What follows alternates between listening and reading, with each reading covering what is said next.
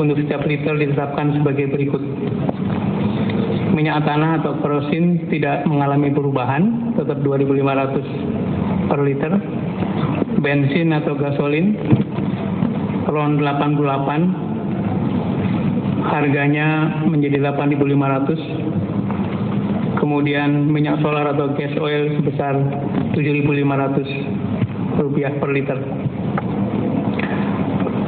Pertamina sebagai pelaksana dari distribusi BBM bersubsidi akan melakukan persiapan dan ingin disampaikan kepada masyarakat bahwa persediaan aman, tidak perlu rush, tidak perlu berbondong-bondong ke stasiun pengisian bahan bakar.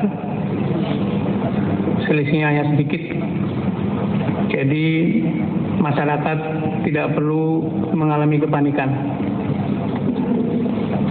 Selanjutnya pada malam ini teman-teman di Pertamina seluruh Indonesia akan melakukan persiapan-persiapan teknis agar supaya keputusan ini bisa dijalankan dengan sebaik-baiknya. Terima kasih. Assalamualaikum warahmatullahi wabarakatuh.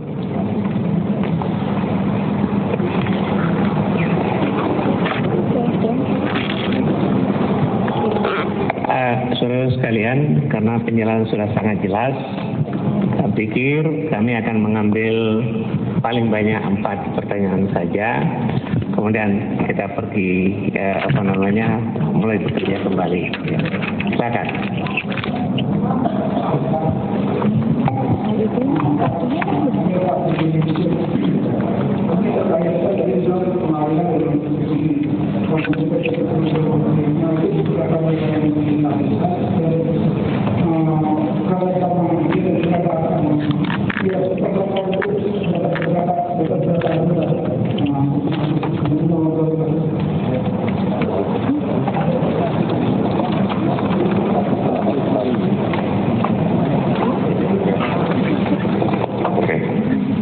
Jumlah persisnya akan bisa ketahuan ketika kita sudah selesai menyiapkan APBN perubahan 2015. Namun sebagai gambaran awal yang bisa kami sampaikan bahwa kebijakan hari ini akan memberikan tambahan untuk belanja produktif di atas 100 triliun rupiah.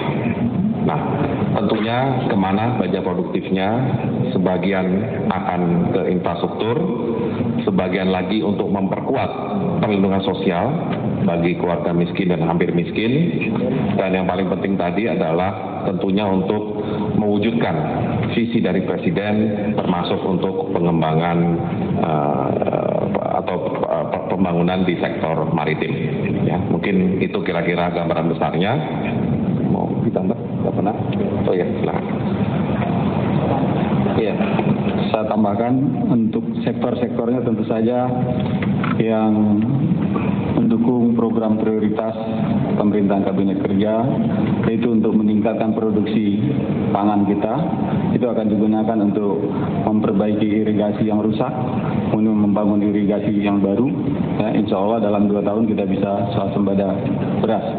Kemudian tentu untuk peningkatan produksi energi, ya, kita harus mempercepat realisasi dari pembangunan pembangkit, ya, apakah itu pembangkit listrik di mulut tambang, ya, kemudian pembangkit-pembangkit lain, gitu.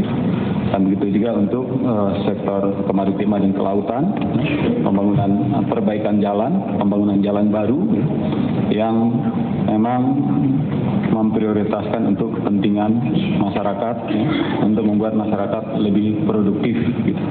Mungkin itu, ya. Tengah, silakan.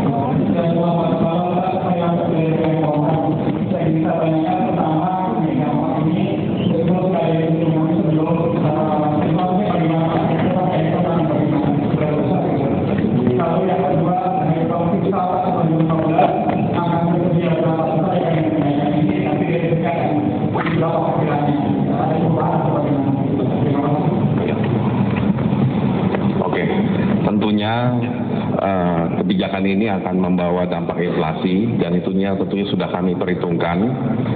Tentunya perkiraan awal dengan kenaikan Rp2.000 baik untuk premium dan solar, maka perkiraan inflasi, tambahan inflasi maksud saya untuk tahun 2014 ini ada di kisaran 2%. Jadi kalau kita mengambil baseline inflasi tahun ini sekitar 5,3%, maka perkiraan inflasi akhir tahun 7,3% untuk 2014. Tentunya masih ada dampak inflasi untuk di Januari 2015 sampai Februari, tetapi jumlahnya tidak akan besar seperti dampak di 2 bulan pertama, November dan Desember tahun 2014. Mengenai tambahan ruang fiskal, tadi sudah saya sampaikan, ya, meskipun kita harus menghitung nanti asumsi dalam APBN perubahan 2015, tapi perkiraan tambahan ruang fiskal itu bisa mencapai di atas 100 triliun, dan tentunya kita harapkan defisit APBN 2015 bisa kita turunkan dari yang sekarang ada di APBN 2015, yaitu 2,2%. Kita harap dengan nanti setelah menghitung berapa untuk infrastruktur, untuk perlindungan sosial maupun keperluan lainnya, diharapkan defisit pun bisa dikendalikan di bawah 2,2%. Ya, kira-kira itu.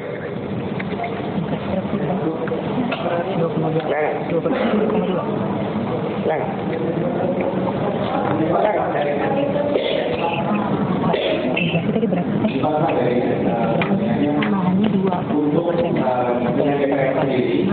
Itu tambahannya kalau jadi nambah kan 5%.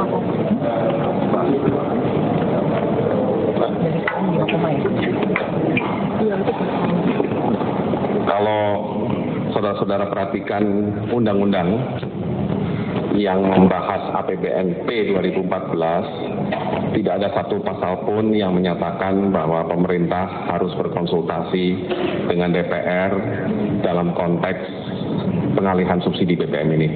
Demikian.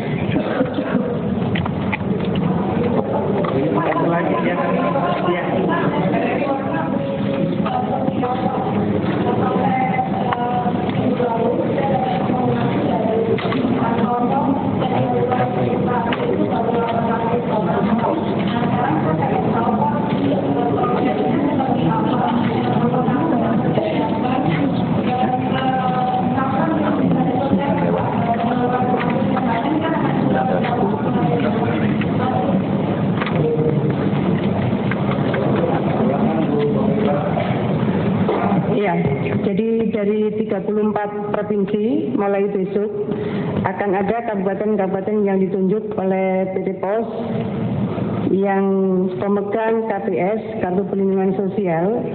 Mulai besok di 34 provinsi itu sudah bisa mencairkan dana pelindungan sosialnya dengan kabupaten kota yang akan ditunjuk. Jadi mulai besok tanggal 18, tanggal 19 dan seterusnya sampai tanggal 2 Desember semuanya sudah harus terrealisir sesuai dengan pembagian distribusi yang sudah disiapkan oleh PT Pos. Terakhir tanggal 2 Desember semua menurut rencana sudah harus terdistribusi. Yang belum menerima KKS maka bisa menggunakan KPS. Bisa saya tambahkan bahwa pengalihan bantuan kepada yang disebutkan Pak Bambang tadi itu akan mencakup 15,6 juta kepala keluarga yang miskin dan hampir miskin, ya, dan itu mencakup hampir 40%, ya.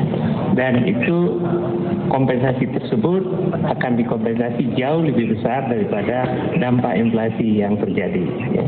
Nah, mulai besok kantor pos masyarakat yang berhak 15,6 juta tersebut, yang mereka sebagian sudah ada kartu yang sebelumnya sudah berjalan, mereka bisa pergi dan mereimburse uangnya di kantor pos. Jadi semua ini sudah dipersiapkan dengan baik sehingga dampak pengalihan subsidi ini akan sangat minimum kepada masyarakat yang terdampak. Saya pikir itu saja. Terima kasih. Assalamualaikum warahmatullahi wabarakatuh.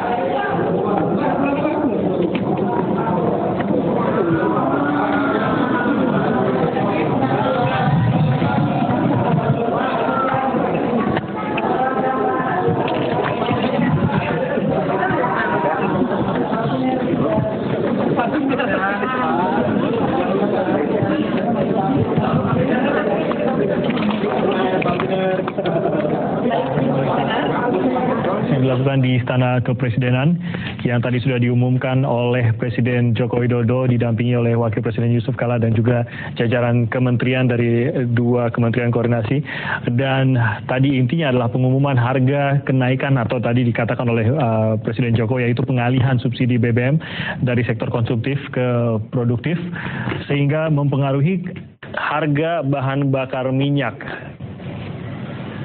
Ya, kenaikan harga bahan bakar minyak yang sudah ditetapkan tadi untuk bahan bakar bersubsidi yaitu premium dan solar, kenaikannya sama Rp2.000 dari harga yang saat ini yaitu untuk premium yaitu Rp6.500 menjadi Rp8.500 dan untuk solar dari Rp5.500 menjadi Rp7.500 per liternya. Ini adalah harga kenaikan masing-masing menaik Rp2.000 per liternya dan ini akan berlaku mulai 00 malam hari nanti atau tepat tanggal 18 November 2014. Namun tadi sudah dikatakan oleh Menteri SDM Sudirman Said yang mengatakan bahwa jangan panik bagi masyarakat, persediaan BBM aman dan tidak perlu melakukan rush karena kenaikan ini pun hanya sedikit saja 2.000 untuk malam hari ini.